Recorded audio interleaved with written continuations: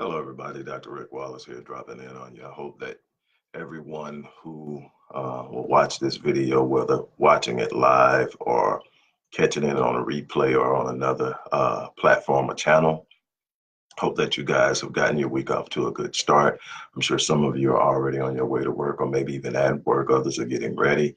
Others may even have the day off with this being a national holiday. I'm going to get into the short discussion on Money Monday about assets versus liabilities in a moment. But what I want to do is tell you about a new masterclass that I have launched. One of the things that I've encountered when uh,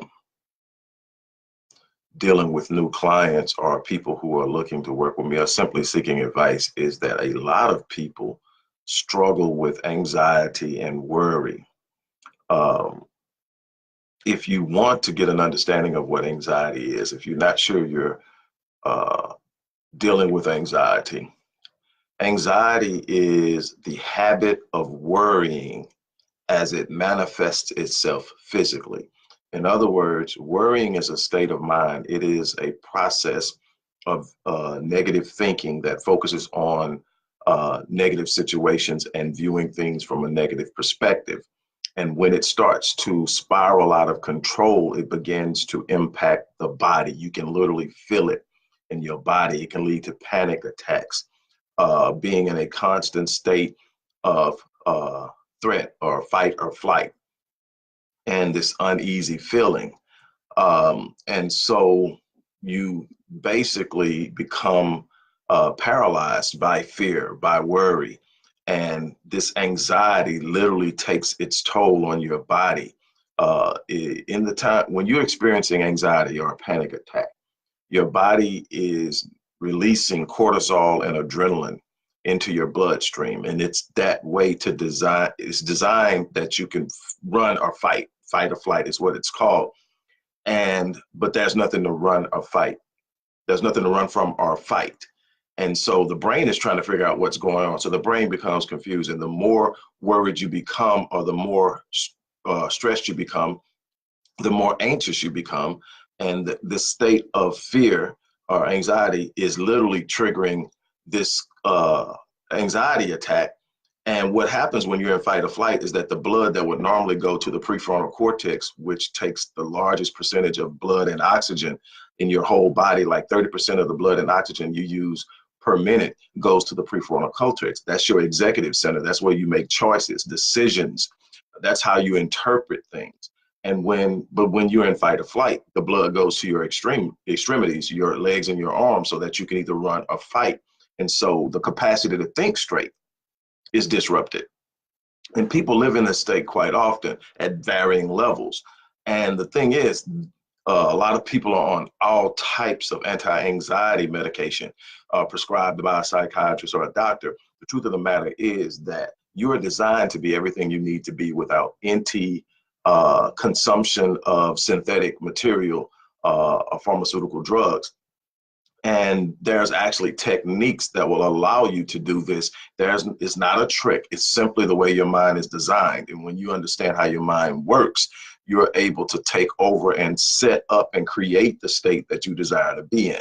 And anyone is capable of doing this. And what I'm going to be doing over the course of 4 sessions is teaching people how to engage fear, worry, anxiety. And that alleviates stress. Stress is one of the most destructive forces to physical health. When people say, I'm literally worrying myself to death, there's so much truth in that. People are shortening their lives because they cannot and will not deal with the things that have them stressed out. So I am going to have this class. I'm going to teach you not only how to conquer and stop anxiety, but how to, in the same process, create confidence that allows you to take action.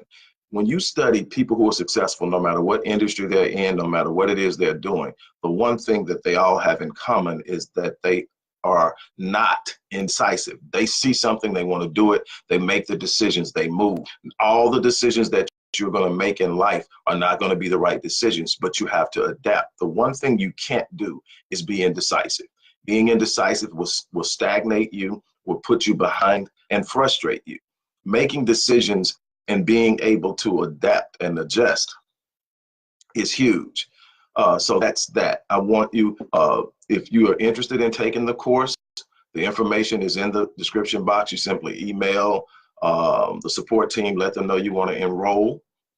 And what I love about the way that I set this up is that it is individual placement, meaning that there's not going to be a set time because everybody has these schedules. And that's one of the things I'm running into is people wanting to do something and, you know, trying to find a way to get that done and what they already have on the table. So this is individual placement. You're going to choose your schedule and we're going to fit you in based off your schedule. It's 4 quick sessions.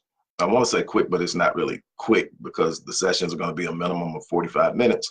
But in these 4 45-minute sessions, you are going to develop a skill set that as you practice it over the next 30 days, you're going to develop a completely different way of engaging situations that is going to allow you to immediately deal with it so that you don't have moments of anxiety. And I'm excited about that. So just email the support team. The email is in there. The pricing is in there. And this is extremely affordable based off, you know, my normal pricing structure. But this class, like I said, is going to be exceptional. And I'm looking forward to it. Now, let's talk about Money Monday. Assets versus liabilities. We're talking money, so we're talking, in essence, wealth and the idea of how wealth is developed and sustained at any level. First of all, my definition of wealth is the ability to create mechanisms of income that will sustain the lifestyle that you desire to live throughout your life.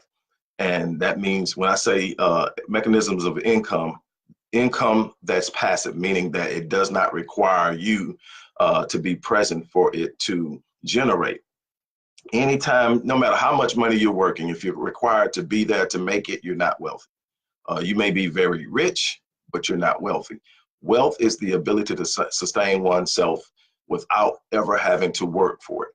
And so your wealth is basically, for yourself, wealth is going to be defined by what type of lifestyle you desire to live. There are people who are very comfortable living very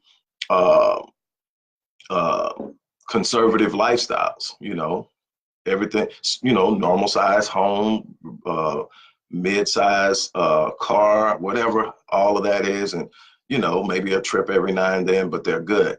Their wealth threshold is going to be a lot lower than someone who wants the yacht and the private plane and the jet set and all of the other stuff that's always flashed in front of people's faces without completely explaining what it takes to live it and how to generate it, you know, that keeps people's head out in the cloud. And it's not that, when I say in the cloud, it doesn't equate to saying that it's impossible. I don't believe in impossible.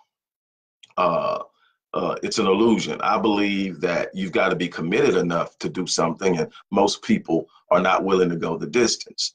But when you talk about wealth, there are 2 components that basically work against one another: assets and liabilities.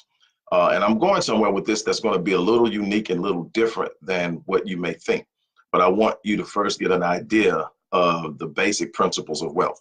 You have assets, things that generate or sustain value in your life that can be considered quantifiable. So in other words, you can add a monetary value to it. And assets can be anything from this it can be anything from precious metals, jewelry, representation of asset. And we got to be careful with highly liquid assets because they're the most vulnerable to shifts in value based off of how those liquid assets are underwritten. For instance, cash is underwritten in America by debt. And so, you know, it's not underwritten by anything precious or sustainable, like, say, for instance, gold. It used to be under the gold standard, but it isn't anymore. Okay, So you have assets. That's where your value is held. But what works against your value is liabilities. Liabilities are debt in some form or fashion, things that are subtracting from your value. So any debt you have in which money is leaving to cover the debt, any liability where you're paying out on a regular basis, from your shopping to your bills to your house to your car, if you're still paying on those things, those are liabilities. A lot of people have been misled to believe that their home is their greatest asset only if you own it, or you own a higher level in it, then you get an asset. But I don't consider it a pure asset, because if you have more equity in your home than you have debt, it is to me a passive asset, meaning that you still spend money out of it, but you have a higher interest in asset than you do in liability. In it, it's a passive asset. But those things are what determine your wealth. Your net worth is basically all of your assets minus your debt, or minus your liabilities. And so that's your net worth. So if you want to control your net worth and increase your net worth and increase your assets, you have to reduce your liabilities.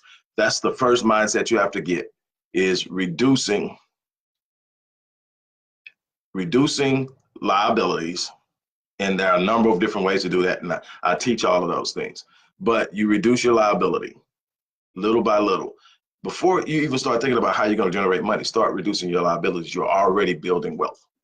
It's that simple. You don't have to make a dime more than you make now. If you start cutting, I'm not saying ever, but I'm saying you can build wealth first, simply and solely by cutting your debt.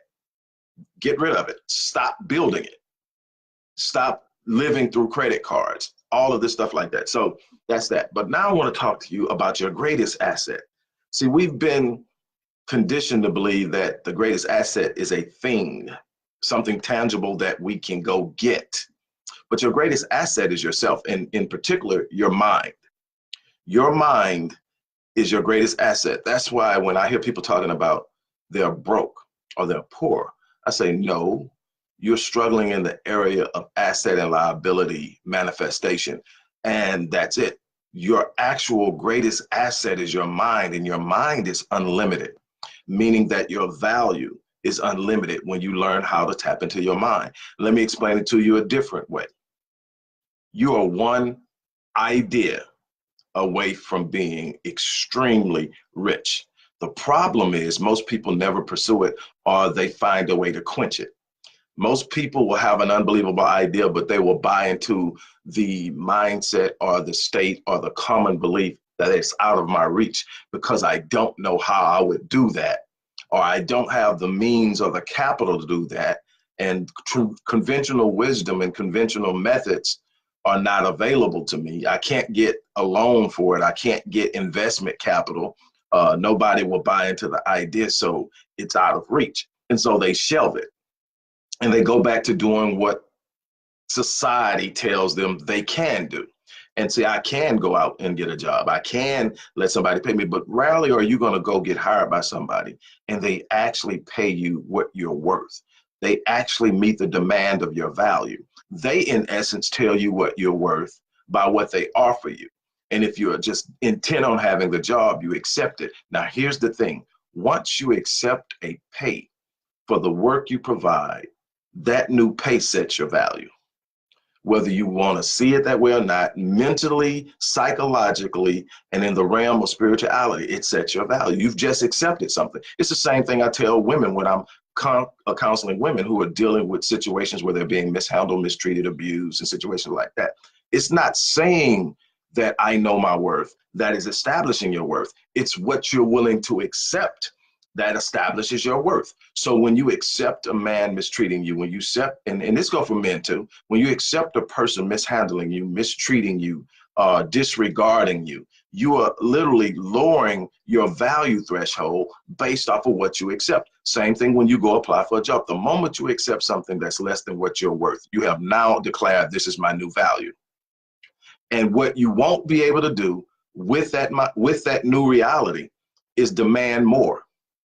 without first coming to the new idea that I'm worth more. So in order to establish I'm worth more, I can no longer accept less.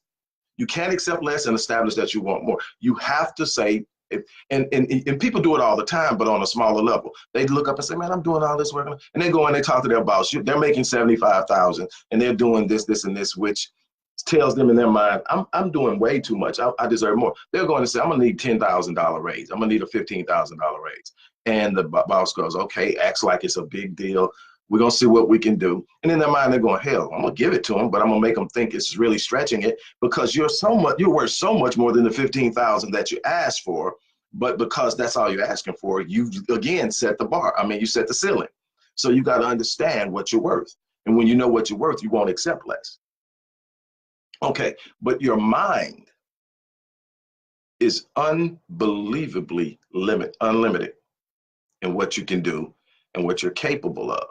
But you have to believe that it is, and you have to take action. And here's the thing, most people, again, will not move because they can't see how they're going to do it. And Les Brown says this all the time. He says, when you are making a decision to do something you've never done before, when you're making a decision to do something exceptional, extraordinary, phenomenal, that's far beyond anything you've ever done, how you're going to do it, at that moment you're making the decision, how you're going to get it done is none of your business. Eventually, you will formulate a plan of action. Eventually, you will make the right connections. Eventually, you will begin to see it develop in front of you. The first thing you have to do is make the commitment and start. When you start, providence, the doors and the gates of providence open, and unbelievable things start to happen. So I want you to focus on that. I want you to focus on that. You and your mind are the greatest asset you will ever have, because in your mind, you're going to have unbelievable ideas that each are worth millions. But you've got to be willing to see it, be passionate about it, become committed to it, and stick with it and work it out. It's that simple. It is that simple. You are the expression of abundance. God created you with a mind that is capable of doing anything that it conceives. I say this all the time. If you can conceive it in your mind, it's God's evidence that it's possible. Well, that's it. God gave you that mind that says you're never truly in lack. Now, if you allow somebody to convince you that you're experiencing lack and that you have no control over the lack that you're experiencing, you will start to live in lack. It doesn't mean that lack is your lot in life. It simply means that you've accepted something that didn't apply to you. And you've got to learn how to get out of that. So that's the thing. And to even that, when you start to think like, hey, one of the things that I say to myself, matter of fact, it's the ending line in a daily meditation that I do. And it says that no matter what undesirable circumstance no matter what obstacle or undesirable circumstance I encounter, I refuse to accept it because it is nothing but an illusion. There can be no obstacle or undesirable circumstance to the mind of God, which is in me, around me, and serves me now. That immediately settles me in any situation, because inside of me is the mind of God, literally. It's around me, it's in me, it's a part of my world, and I have access to every answer that I need for any problem. That calms me. I don't have to know it now, but I know that it's coming to me if I seek it. It will automatically move to me if I seek it, and that's anything in this world. If I start to seek it and I move toward it and I believe it, it starts to move towards me. The universe does not have an option of resisting my faith. And that's how you have to start living life. So that's it for this morning. I'm going to get off of here, but look, don't forget about the masterclass. If you or anybody you know is suffering from anxiety, worry, and stress, you're going to want to take this because it is revolutionary and anybody can do it. And I'm going to teach you where it comes from, how to interrupt it, how to reset it with a new center of focus mentally, emotionally, psychologically, spiritually, and how it's going to impact how you feel physically. I'm talking about physical health, mental health improvements simply by practicing something God gifted you with in the first place. Don't forget to email us so you can get signed up. I'll be sharing a link later on in the day for some people who are coming on later in the video, but don't wait. Get signed up while there are spots available, because we are using individual placement. it's going to be paramount to get signed up early because, you know, there's only so many spots. You know, I have a lot of things going on, so I have slots. And so I definitely want to work with as many people as possible. And if you're serious about it, let's make it happen. I'm going to get out of here. You guys have an unbelievable day, and I will talk to you later.